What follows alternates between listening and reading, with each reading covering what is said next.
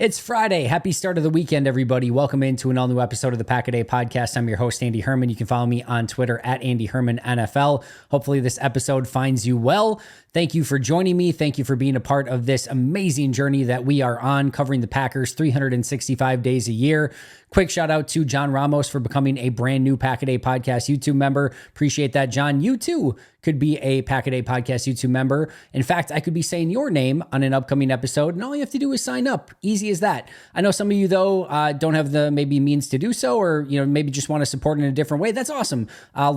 Subscribe, comment, give those 5-star reviews, tell a friend about the show. We always appreciate those things as well. Or just, show up every day, watch the show, and we appreciate that as well. Thank you for being you. Thank you for being here. We are excited. I am excited about kicking off a brand new 3-part series today. We'll get to that in just a moment. Before we get there, we did have another big kicker update on Thursday.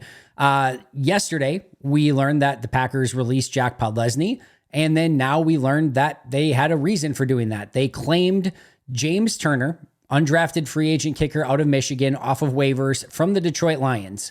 Now, it's interesting because the Packers were interested in Jake Bates from the UFL. Well, in order to sign Jake Bates, the Lions had to release James Turner so that the Lions could sign Jake Bates. So sort of an interesting sort of roundabout play here where the Lions are actually the ones that get Bates, but in doing so, they release a kicker that the Packers claim off of waivers. So if you're interested in James Turner, I know you are. He was 65 out of 80 in his career and 81.3% field goal percentage overall. From 20 to 39 yards was sort of his superpower. He was 44 out of 45 in his career. So if it's 39 or under, he's pretty freaking automatic. At least he was at his time in Michigan and in Louisville. From 40 to 49 yards, struggled a little bit more. He was 17 out of 25. And from 50 plus, only had 10 attempts, only made 4 of them. So the distance field goals were a bit of an issue for him, but the shorter field goals, he was basically automatic on. Now, he's going to still have to be better from 40 to 49. 17 to 25 is okay, but not quite good enough. But overall, not a terrible kicker here. I think probably a better prospect than what Podlesny was. And they'll now have 3 kickers going into training camp, at least as of now, to compete for that one remaining kicker spot. And as we heard from Rich Bisaccia, they're not going to be afraid to rotate kickers through even if they need to release one of the players that are on the roster now and bring somebody new in, they're going to do so just like they did with Podlesny and then bringing in James Turner. One other note on statistics for James Turner, over the past 2 seasons, he was 38 of 43 overall, 88.4%. That's pretty good for the last 2 seasons. So we did see sort of some consistent improvement from him over his time in college, and he is coming off of a pretty impressive 2-year stretch at, again, both Louisville and Michigan. He's 6 foot, 196 pounds. He's still only 23 years old, and I think overall, solid waiver claim. We'll see what he can do. Clearly, the Lions thought that Bates was the better prospect, signing him and waiving Turner. But you know what? Green Bay gets another kicker in camp, and may the best man win. I think that's still the overarching theme here. I personally don't care if it's Anders Carlson or James Turner or Greg Joseph. Just find me a kicker that can go out and kick with some level of consistency. As I've talked about, I think Anders Carlson should still be the rooting favorite. I think he's by far and away the most talented of the 3 kickers. Talent only gets you so far. Consistency is what's going to win you this job and what's going to ultimately get you, hopefully, the long-term job in Green Bay as the kicker that can be relied upon and hopefully be that next Ryan Longwell, Chris Jackie, Mason Crosby-esque kicker that the Packers do have that trust in and that can be reliable for them moving forward. But they get another kicker in James Turner to compete with Joseph and with Anders Carlson. And again, we will see who the best man is and if it is even one of those 3 kickers. All right, that brings us to our main topic for today. Now, a couple things really quick. I know that this is a Packers podcast, and I know a lot of people tune in to hear about the Packers. And we just talked a little bit about a new kicker, but these next few episodes are going to be dedicated to the opposition. And that might not be everyone's cup of tea. That's okay. But I personally believe that these are massively important episodes because you should know thy enemy. You should keep your friends close and your enemies closer. You should always be wondering and cognizant of what the Vikings, Bears, and Lions are doing. These are 6 of your 17 opponents every single season. More than a third of your games are going to be played against these 3 teams. every single year. Even when they get to an eventual 18-game schedule, it will be a third of the games that you play against your division opponents. And of course, if you win your division, you get in the playoffs every single year. So there is a lot of incentive to know exactly what's going on in the division, to again, know your opponents well, and to sort of have a feel for, are these teams trending in the right direction or are they trending in the wrong direction? So we'll start today with the Chicago Bears. Tomorrow will be the Vikings, and then Sunday will be the Detroit Lions.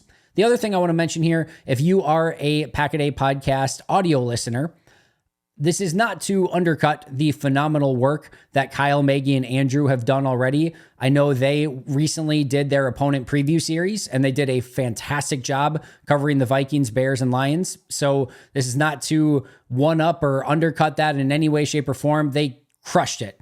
Also, I know Mark Eckel and Jason Perone just recently did a big NFC North preview episode.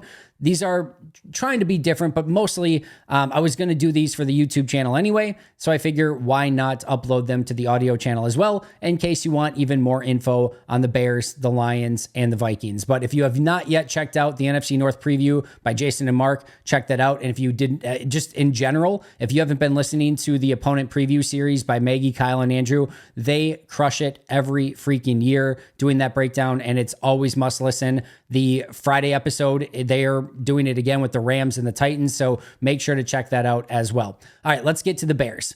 The big question here, do the Bears still suck? That's what we need to figure out. So the first thing we need to know is who they lost. And I think it's noteworthy here, the Bears didn't lose a ton, at least in free agency. They did trade away Justin Fields, which we'll get to, but in free agency, not a lot of huge losses here. Darnell Mooney was the big player that they lost. Of course, they replaced that wide receiver position in a pretty significant way. We'll talk about that, but Darnell Mooney is gone. Yannick Ngakoue as a defensive end who really never lived up to expectations in Chicago, he is gone. Justin Jones, remember he was talking some smack about the Packers last year. It didn't go very well. He is now an Arizona Cardinal. Lucas Patrick and Robert Tonyan, former Green Bay Packers. Patrick is now a New Orleans Saint. Robert Tonyan is, of course, staying in the division as they are oft, happen to do. He is now a Minnesota Viking. So those are sort of the free agent losses for Chicago. They did release a couple players as well. Like I said, trade away Justin Fields. We will get to that. We'll kind of go through this in sort of order of operations wise, and then we'll get to the draft as well. One of the big things that the Bears had to decide on right away in the offseason as to whether or not they were going to keep their GM and their coach.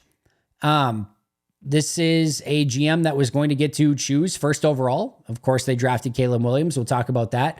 But they could have gone in a complete nuclear direction, meaning, hey, the last regime or this regime was not good enough, and they had the opportunity to start fresh all the way around. And I know a lot of people really thought that the Bears should have gone in that direction, knowing that Caleb Williams was going to be likely the quarterback, or at least they were going to draft a quarterback first overall, that they could have sort of reset everything to have the GM, the coach, and the franchise quarterback all aligned.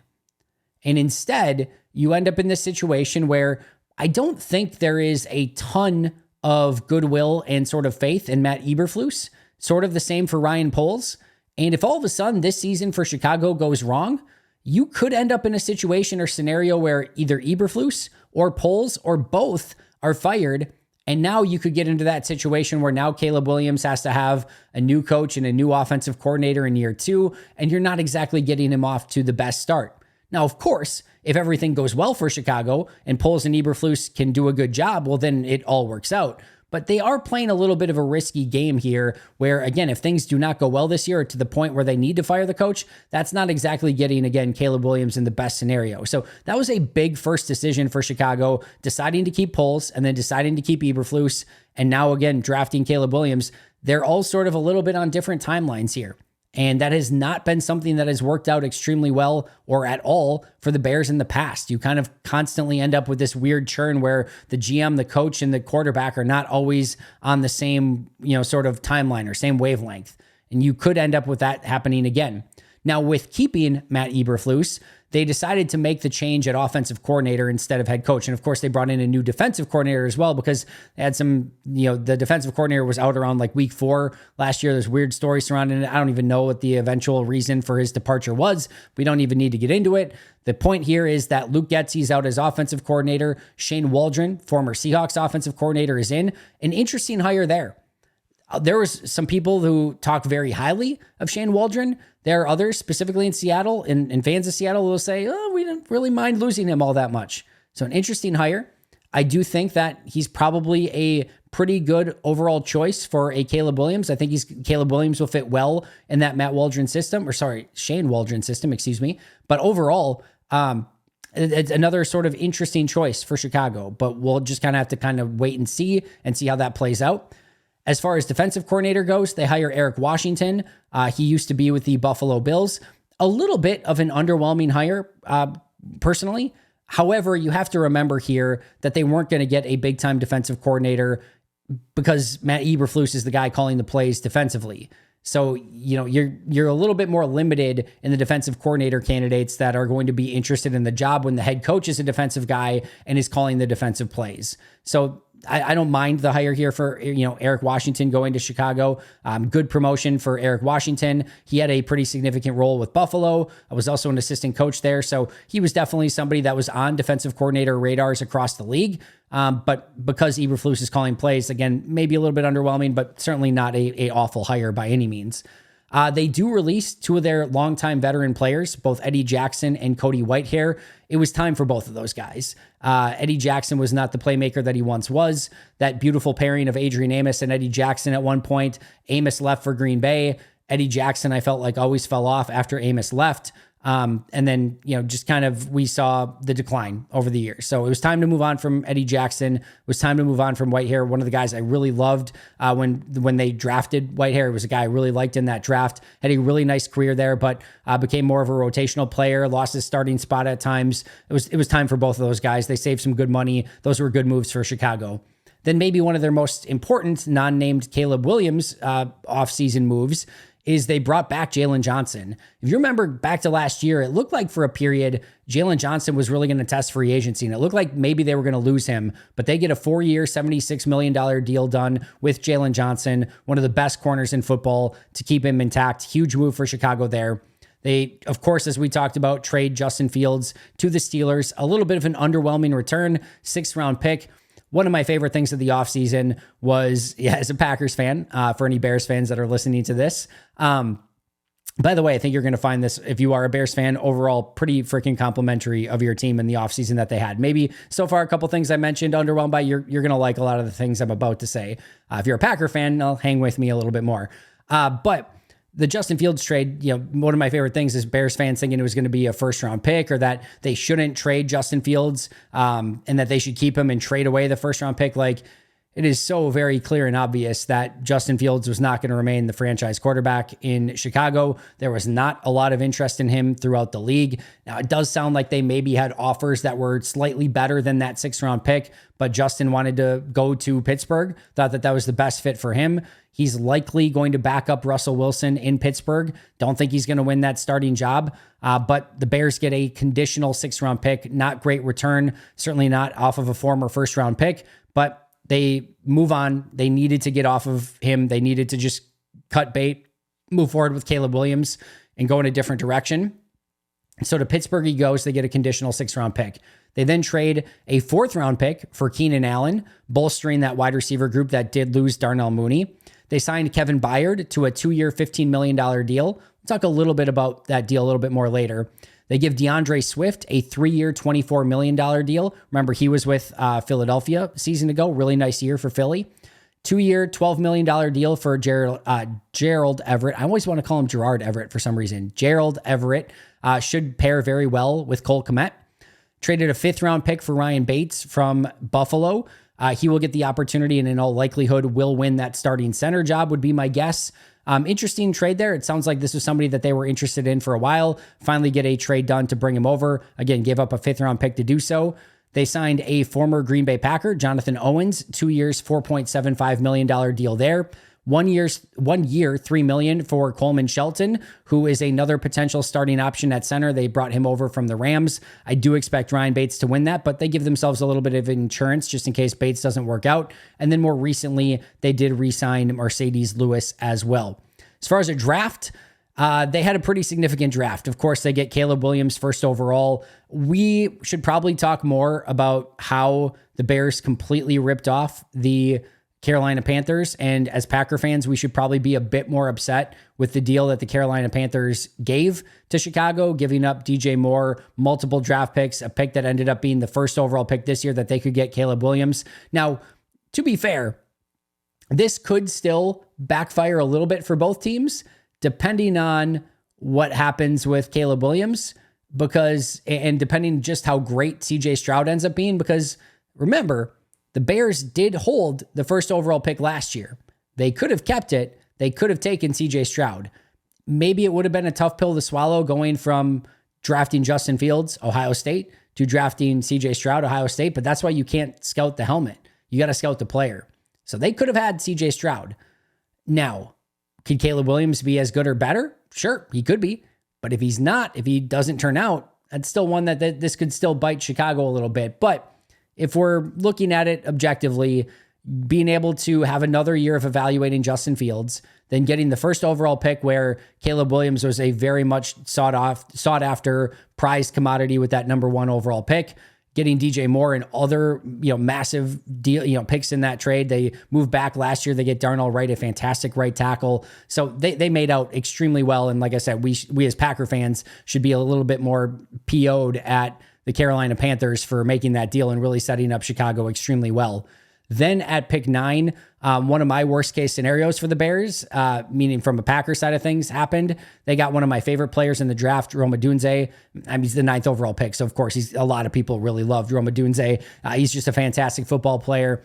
But now you go with a 3 wide receiver set of Keenan Allen, Rome Odunze, and of course, DJ Moore. You've got some big time firepower with those 3 wide receivers, a huge pick at pick 9 for Chicago. I think he legitimately is going to be one of the best players coming out of this draft class. And as I've talked about 1,000 times before, I don't know that there was anyone that was as high on Caleb Williams as I was. Went and watched every snap of his from last season.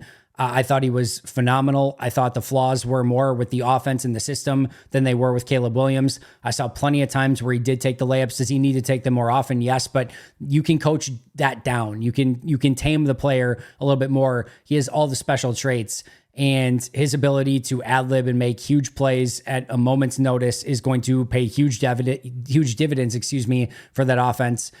To me, he has every right to be one of the best quarterbacks in this league sooner rather than later. There's, of course, going to be a learning curve there. I don't expect it to be in year 1, but I think he's going to be a phenomenal quarterback in the NFL. Then they go and get a 3rd-round offensive lineman in Kieran Amagaji, who I really liked as a developmental prospect. I don't think he's going to be probably super ready to go and be a big-time contributor right away, but they really don't need him to be. In fact, he can probably slot in as their 4th offensive tackle this season if needed. Give him that redshirt season, and then I do think he can be somebody that develops into a starter in maybe year 2 or year 3. They draft a punter in the 4th round, which we could debate a little bit more. Probably not an ideal selection, but he's a very good punter, and he will likely be their punter coming out of camp and for the foreseeable future. And then another one of my guys in this draft, they get Austin Booker a little bit later, and I think in the 5th round, Austin Booker is going to be in my opinion, steal at that point in the draft. I could easily see a world in which he becomes the starter opposite of Montez Sweat sooner rather than later. Now, DeMarcus Walker really had a nice second half of the year last year, played fantastic once Montez Sweat came over. So Booker doesn't have to come in and be that guy right away, but he's at least going to be a rotational guy. And like I said, I think he could be a pretty easy starter down the road for them as well. So really like this draft for Chicago. So all of that combined, this is kind of where it leaves them from a depth chart standpoint. Of course, at quarterback is going to be Caleb Williams. And one of the things that I really actually appreciate about the Bears is that They just said Caleb Williams is going to be the starter. They didn't mess around here. They didn't say like, yeah, we're going to have, a little bit of a quarterback battle. Like, no, Caleb Williams is clearly going to be the starter. You don't need to pretend he's not going to be. You don't need to pretend like the first week opponent's not going to know that it's Caleb. They just announced it right away. He's going to be the starter, rightfully so. He'll get the immediate opportunity to lead this Bears offense, and we'll see exactly what he can handle very early on. At running back, they've got DeAndre Swift, Roschon Johnson, and Khalil Herbert. There have been some weird rumors lately that Herbert might not make the team or that they might look to trade him. That seems weird to me. I really like Khalil Herbert, and I hope that they do make a mistake and trade him away. But if they want to, by all means, do it. But they should have a pretty decent three-headed monster there with Swift, Herbert, and Roschon Johnson if they want to. They got Kari Blasingame as their fullback. Wide receivers, DJ Moore, Keenan Allen, Roma Dunze, Tyler Scott, Velus Jones, and DeAndre Carter. I think actually DeAndre Carter is kind of a really unique sort of free agent flyer. They put no money into him whatsoever. Can probably be a returner for them and a kind of sneaky rotational option at wide receiver as well. Tyler Scott, a guy I liked coming out of the draft a season ago, did not do much as a rookie. He's going to have to be much better in year two. And Velus Jones is somebody that has not really just clicked. We all make the jokes of how old Velus Jones was coming out of college. So he really, really needs to get going sooner rather than later because he's not getting any younger. But the top three at wide receiver, Moore, Allen, and Adunze, are going to be a certified problem. Tight end, Cole Kmet and Gerald Everett, I think are going to be a really nice 1-2 option there. And then you get your blocking tight end and Mercedes Lewis as your number 3. Braxton Jones and Darnell Wright, your likely starting tackles. They have Larry Borum to back him up. And then again, as I mentioned, Kieran Amagaji, who can probably be a little bit more of a redshirt or maybe that fourth offensive tackle if need be. Tevin Jenkins, Nate Davis as your starting guards with Matt Pryor backing up. Then Ryan Bates and Coleman Shelton fighting for that center job with likely Bates being the starter and Shelton being the backup. At defensive end, and remember, one of their big acquisitions was actually made midway through last year when they traded for Montez Sweat. That looked like at the time a questionable trade just because it felt like the Bears were so far away and like, why are they trading a bunch of stuff for a defensive end now in clearly a season where they're not trying to win, right? Like, it has worked out fantastic. That defense looked a million times different with Montez Sweat in it. And we'll see if he can kind of continue that moving forward. But that was a big time acquisition for them. As mentioned, DeMarcus Walker played really well once Montez Sweat came over and kind of took that de facto number 1 guy, which put Walker in the more enviable number 2 defensive end spot. And he tore it up once that happened. They've got Austin Booker, who again, they took in the 5th round, Dominique Robinson and Jacob Martin. Defensive tackle, I think, is one of their weaker positions, but they do have 2nd and 3rd round picks from a season ago that they're going to hope that they get some growth from. Gervon Dexter and Zach Pickens. And then they also have the big Andrew Billings in the middle. I don't know. He's like 340, 350. He's a big time run stopper. A little bit more juice than you would expect from him as well, but he'll be a rotational guy in there as well. Tremaine Edmonds, TJ Edwards, and Jack Sanborn, very good 3-player rotation at linebacker. I say rotation, but Edmonds is your 1, Edwards is your 2, and then they get Sanborn in your more 3 linebacker looks when they go in that direction. But 2 Wisconsin guys in Sanborn and TJ Edwards. Edwards has been fantastic his entire career, despite not being the height, weight, speed guy. He didn't test great, but he's just been a super instinctual, really good linebacker. And Sanborn was a pretty good undrafted free agent signing out of Wisconsin for them as well. Edmonds, they gave a ton of money to. I thought that was a big overpay. Had a pretty solid year last year, but still think he's overpaid, but still a good player. And again, him with Edwards is actually a pretty good tandem together.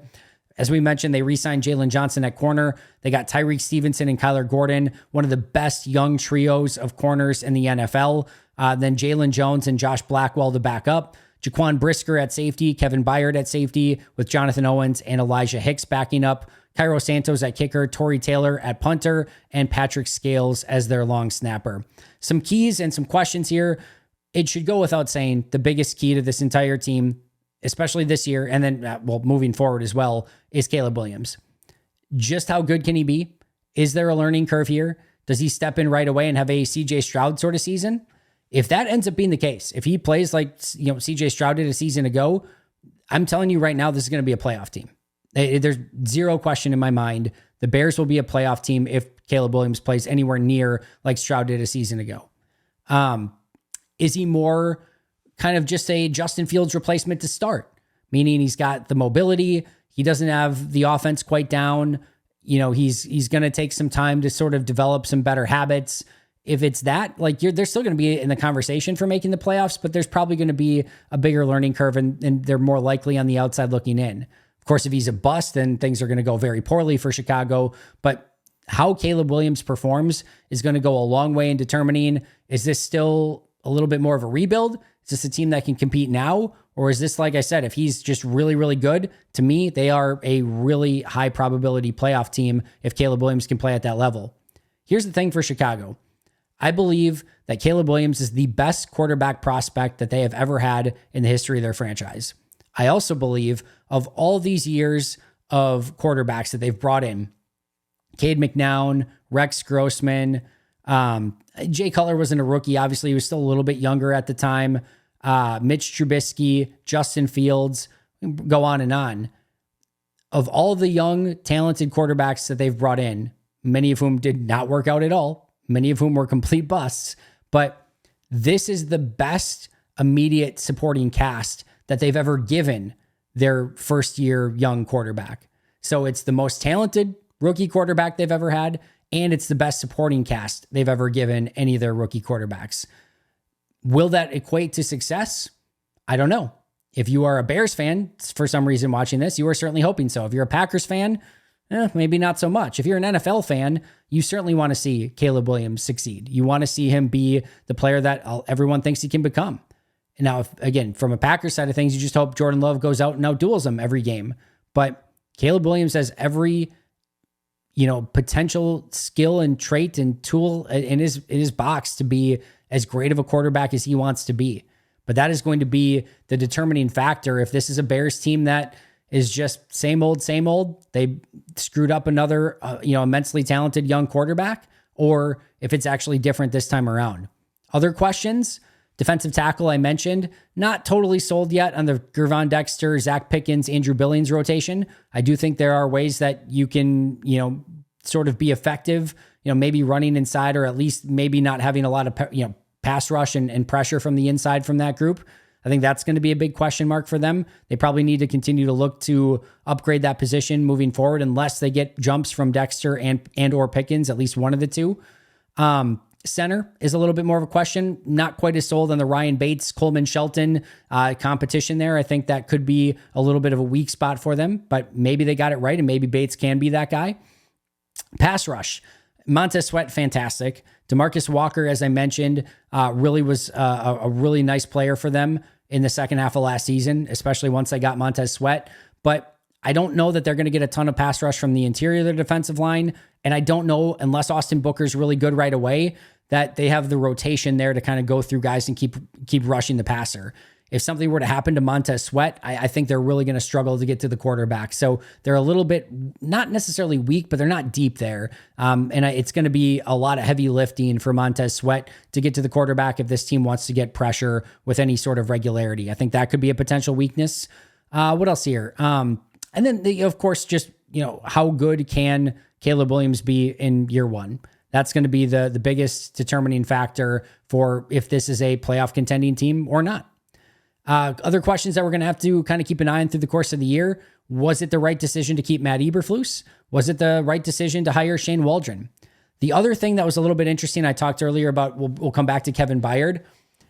The Packers this year, they went with free agent signings that are still in sort of the prime of their career, that are still within the timeline of all of these young, super talented players. Meaning Xavier McKinney is still super young. And Josh Jacobs isn't like young, but he's still young enough to be with the core of this team for the next year or two. And then you kind of make a decision after that. But overall, they have kept this team all sort of in the same window. The Bears didn't do that quite as much. Now, I don't necessarily hate any of these transactions or any of these signings, but they go and get Gerald Everett, who is going to turn 30 this year. In fact, I think he's turning 30 in this next week or two. Keenan Allen, who is in his almost mid-30s, and Kevin Byard, who is in his 30s as well.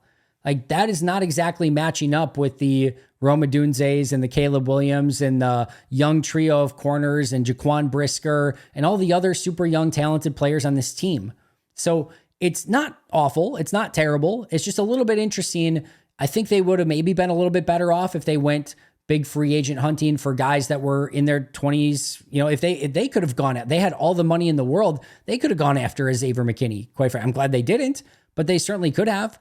Like, they could have been the team that went after him. They could have gone after some younger players at some of those positions rather than maybe grabbing some 30-year-old guys. Wide receiver, there were plenty of wide receivers to trade for. Now, they may not have got him for a, fourth round pick for Keenan Allen, but they went with a mid-30s guy. Now, I will say this, Keenan Allen mentoring Rome Odunze is about as perfect of a scenario as you could possibly have for Rome Odunze. He's going to be a phenomenal mentor for him. So there's some advantages here as well. And for a young team that could use some veteran leadership, getting those guys, bringing back a Mercedes Lewis, not the worst situation in the world, but from a GM standpoint, I always think you try to kind of keep those players around the same age, a little bit more in the same window, so they can all continue to grow and develop together. But Chicago went a little bit of a different direction than what Green Bay did this past offseason. The verdict here, in my opinion, the Bears are pretty significantly improved in large part, or at least pending Caleb Williams. We're going to have to see. But here's the big thing. It's hard for me to imagine a world in which Caleb Williams isn't at least what Justin Fields was. Super agile, mobile, and can make big plays, but maybe just doesn't have the full grasp of the offense yet, and maybe doesn't have that consistency yet. But I think his floor is probably what we saw from Justin Fields. So, like I said, they didn't lose much. Darnell Mooney and a couple of veterans, Cody Whitehair and Eddie Jackson, that was time to move on from. And they add a really nice draft class. They add some free agents that'll certainly be helpful. And I think this is a team that is on the rise. And I talked about it last year, and a lot of Vikings fans didn't like me for it. I said, if I were, the Bears and the Vikings, the Bears were in a better position to build this team from scratch and build it up than the Vikings, who were about to lose Kirk Cousins and maybe didn't have some of the resources that the Bears did. And that's kind of come to fruition. We'll talk about the Vikings more tomorrow, but I do think this is a pretty significantly improved Chicago Bears team. So are the Bears still likely to suck? Probably not, which sucks. I wish they continued to suck. But you know what? One last thought here. I think sometimes it goes under the radar. It's not a bad thing to have competitive teams in your division. Iron sharpens iron, and you got to continue to push yourself. And sometimes, and it's not necessarily been this way for Green Bay, but sometimes if you're just running away with the division, you don't get challenged the way that you should. You don't necessarily have to win some of those final games. I think having to keep the foot on the gas and having to keep pushing to try to be a better team is not the worst thing in the world. And I'm not saying Chicago's going to necessarily just all of a sudden be on the up and up and compete with Green Bay this year or Detroit. They're currently third in the Vegas odds to win the NFC North, but I do think they're going to take a jump. And I do personally believe that the Chicago Bears, yes, the Chicago Bears will make the playoffs this season. The good news, if you're a Packer fan, is I still expect the Packers to be better. And because the Packers still own the Bears, I do expect the Packers to go 2-0 against those Chicago Bears this upcoming season. That is going to do it for me today. Hope you enjoyed this episode. I'll be right back here tomorrow covering the Minnesota Vikings. Shout out to our Hall of Fame and All-Pro members, most hated Minnesotan, PJ Wynn, John Wild, Shibra Dad, Brandon Pauletta, Jennifer Wright, Boom Handle, Donald Lee, Lori Lord, Baby QB, Dave McCluskey, Donald Decker, Bremen, Dan Miller, Alex Huang, Arnaldo Espinosa, and Dan Gesford. I'll see you guys soon, but until next time, and as always, go Pack Go.